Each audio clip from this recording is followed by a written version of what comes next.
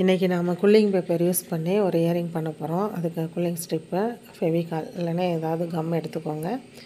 ஒரு கலரில் 3 ஸ்ட்ரிப்பு எடுத்து நம்ம அதை அட்டாச் பண்ணிக்கணும். கம் வச்சு ஒட்டிக்கணும். நம்ம 2 கலர் அது மாதிரி 3 ஸ்ட்ரிப்பில் 2 கலர் எடுத்துக்கிறோம். அதை ஃபோல்டு பண்ணி சென்டரை வந்து நம்ம மார்க் பண்ணிவிட்டு சென்டரை வந்து கரெக்டாக வச்சுட்டு இந்த மாதிரி கிராஸ் டைப்பில் வச்சுட்டு ஒரு ஸ்ட்ரிப் எடுத்து மேலே போடுறோம்.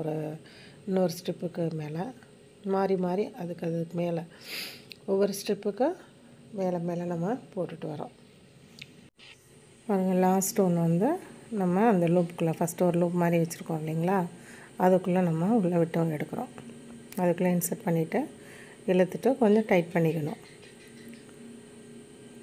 இது பேப்பர் தான், ரொம்ப நம்ம வேகமாக இழுத்தோம் அப்படின்னா கட் ஆகிடும். அதனால் அதே டைம் வந்து நம்ம லூஸாகவும் விடக்கூடாது, கொஞ்சம் டைட் பண்ணிக்கணும்.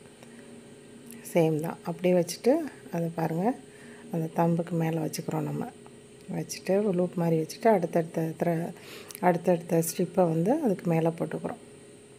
இது 4th ஒன்று, அதை தூக்கி அந்த லூப்புக்குள்ளே இன்சர்ட் பண்ணிடுறோம். நம்ம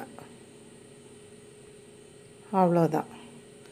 இது பார்த்திங்கன்னா நார்மலாக நம்ம கூட பின்னுறோம் இல்லைங்களா, அதே தான், அந்த நாட்டு தான் அது. அப்படியே ஒன்று மேலே ஒன்று நம்ம அப்படியே பண்ணிகிட்டே வர வேண்டியதுதான். வேறு எந்த சேஞ்சுமே கிடையாது.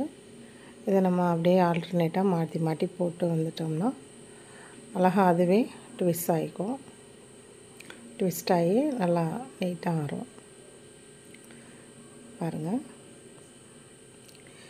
அந்த ஸ்ட்ரிப்பு இருக்கிற வரையவே நம்ம போட்டுகிட்டே வர வேண்டியதுதான். வேறு எந்த சேஞ்சுமே இல்லை. நம்ம வந்து கையை எப்படி மாற்றணும், டைரெக்ஷன் மாற்றணுன்னா இல்லை. பாருங்கள், இந்த மாதிரி வந்துடும் உங்களுக்கு. அதுவாக ட்விஸ்ட் ஆகி இந்த மாதிரி வந்துடும். அது கண்டினியூவாக நம்ம ஃபுல்லாக போட்டுட்டு லாஸ்ட்டில் அந்த ஸ்ட்ரிப்பு வர்ற வரையவே நம்ம வந்து ஃபுல்லாக போட்டுக்கிறோம். இது வந்து உங்களுக்கு சின்னதாக வேணும் அப்படின்னா 2 ஸ்ட்ரிப்பு வச்சு கூட போட்டுக்கலாம். ஆனால் நம்ம வந்து அது ரவுண்டு இதாக்கும்போது கொஞ்சம் டைட்டாக இருக்கிற மாதிரி இருக்கும். அதுக்காக தான் நான் 3 ஸ்ட்ரிப் எடுத்துருக்கிறேன். நீங்கள் 2 கூட பண்ணலாம், 2லேயுமே பண்ணலாம். இதை பாருங்கள், அங்கங்கே நம்ம கம் அப்ளை பண்ணி அப்படியே பேஸ்ட் பண்ணிடுறோம் 4 சைடுமே. அப்போ தான் ஈஸியாக உங்களுக்கு பிரியாது. பண்ணிவிட்டு வேஸ்ட்டு மற்றதை வந்து நம்ம கட் பண்ணி விட்டுறணும். எக்ஸஸாக இருக்கிறத நம்ம கட் பண்ணி விட்டுறணும். கட் பண்ணி விட்டுட்டு அடுத்து பார்த்திங்க அப்படின்னா அடுத்ததோட அந்த ஒரு ரிங் ஷேப்புக்கு நம்ம கொண்டுட்டு வரோம். அது ஃபுல்லாகவே நல்லா கம் வச்சு ஒட்டிட்டு பாருங்கள், எக்ஸஸாக தெரிகிற மாதிரி இருக்குது. அது இருந்துச்சுன்னா நமக்கு வந்து பண்ணும்போது கொஞ்சம் அன்ஈவனாக தெரியும். அதுக்காக தான் ஃபுல்லாகவே நல்லா ஒட்டை நறுக்கிடுறோம். நம்ம அதை கட் பண்ணி எடுத்துகிட்டு இப்போ பாருங்கள், இது ஒரு ரிங்கு மாதிரி கொண்டு வரோம்.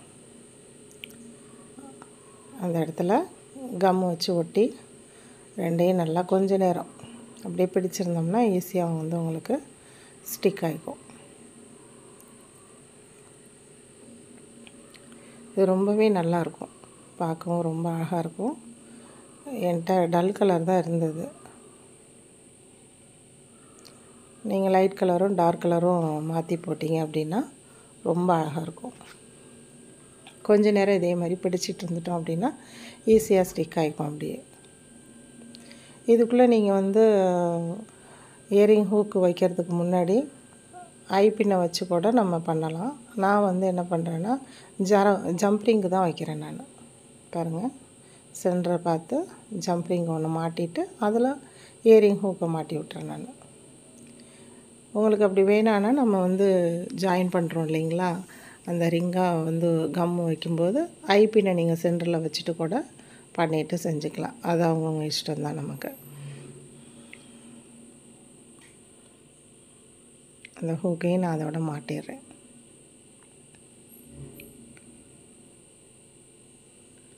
அவ்வளோதாங்க, அழகான இயரிங் வந்து ரெடி ஆயிடுச்சு.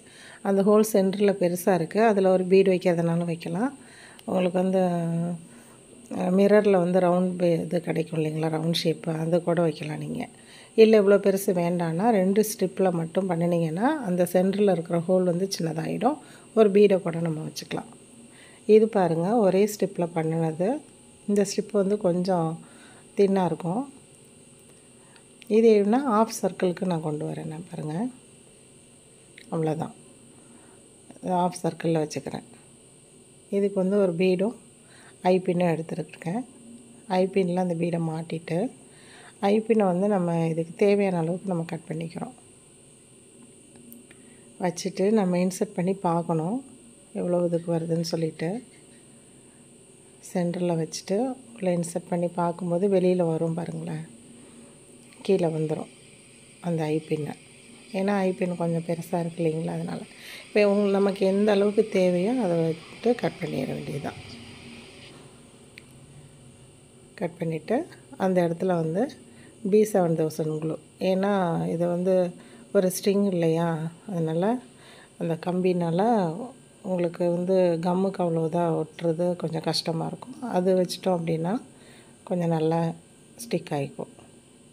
இப்போ இந்த சென்டரில் அந்த பீடு வர மாதிரியும் இது வச்சுட்டு நம்ம அப்ளை பண்ணிக்க வேண்டியதுதான். கரெக்டாக அந்த பீட்ஸில் அந்த இதில் எல்லாத்துலேயுமே நம்ம அட்டாச் பண்ணிவிட்டு ஒட்டி விட்டுட்டோம் அப்படின்னா நல்லா ஸ்டிக் ஆகிக்கும். இது வந்து ஆஃப் சர்க்கிளாக இருக்கும்.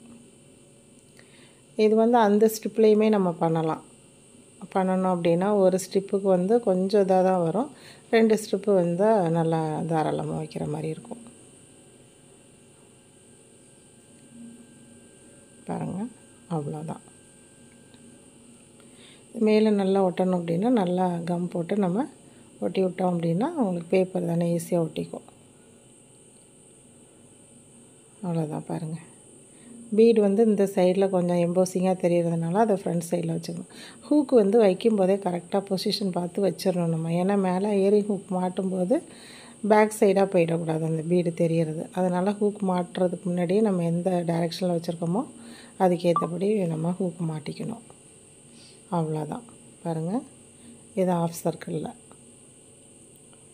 அழகான 2 கூலிங் பேப்பரில் இயரிங் ரெடி ஆகிடுச்சு. இதை யூஸ் பண்ணி நம்ம நிறையா பண்ணலாம். டாலர்லேருந்து எல்லாமே மேக் பண்ணிக்கலாம். அது அவங்க இஷ்டம்தான். ஓகேங்க, இந்த வீடியோ உங்களுக்கு பிடிச்சிருக்குன்னு நினைக்கிறேன். பிடிச்சிருந்தால் லைக் பண்ணுங்கள், ஷேர் பண்ணுங்கள், அப்படியே சப்ஸ்கிரைப் பண்ணிடுங்க. பெல் பட்டனை கிளிக் பண்ணிவிடுங்க. தேங்க்யூ.